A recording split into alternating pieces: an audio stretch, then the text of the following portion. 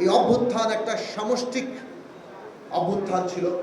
যেহেতু এই অভ্যুত্থান আমাদের তরুণদের সাথে সাথে রাজনৈতিক দল, শ্রেণী পেশার সংগঠন, সমস্ত সমাজের বিভিন্ন অংশের মানুষ তাদের অংশগ্রহণের মধ্য দিয়ে হয়েছে, কাজেই ন্যূনতম জাতীয় ঐক্যমত্য এই অভ্যুত্থানই পদ্ধতি আকারে আমাদের রাজনৈতিক উত্তরণ পর্বের জন্য আমাদের সামনে পথ নির্দেশক হিসেবে হাজির হয়েছে।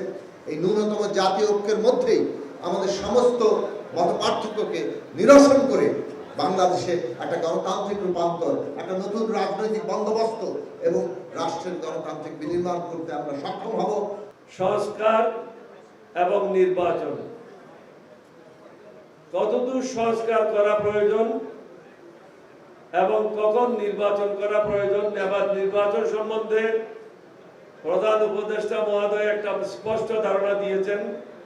আমরা আশা করি এটাকে উদ্দেশ্য করে তিনি বাকি কর্মসূচিও দেবেন।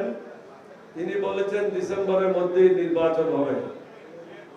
আমরা যদি ধরেই নিই নির্বাচন ডিসেম্বরে হবে, তাহলে তার এই বক্তব্যটা সঠিক রেখে নির্বাচন কমিশনের উচিত হবে শিডিউলগুলি ডিক্লেয়ার করা যথাসময়ে।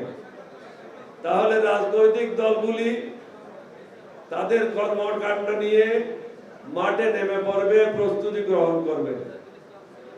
বিভিন্ন জায়গায় যে অশান্তি, অবিশ্বাস, বিশৃঙ্খলা কাজ করছে, এগুলি অনেকাংশে হ্রাস পাবে। আমি আশা করব সবাইকে একটা জিনিস অনুধাবন করার জন্য, দেশটা আমাদের, ভারতের দালালি করে কোনো লাভ হবে না। আমরা বহুদিন দালালি করেছি, বাংলাদেশ ক্ষতিগ্রস্ত হয়েছে। এবার ভারতের পেঁয়াজও নাই, এবার ভারতের চাউলও নাই, কিন্তু বাংলাদেশ ভালো অবস্থানে আছে।